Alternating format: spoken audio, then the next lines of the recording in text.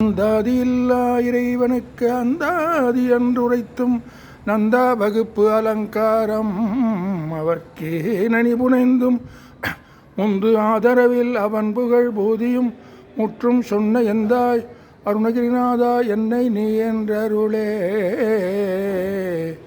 உம்பர்தரு தேனு மணி கசிவாகி உன் கடலில் தேனமுத துணர்பூரி இன்பரசத்தே பருகி பல காலும் எந்த நுயிர்க்கு ஆதரவுற்றருள்வாயே.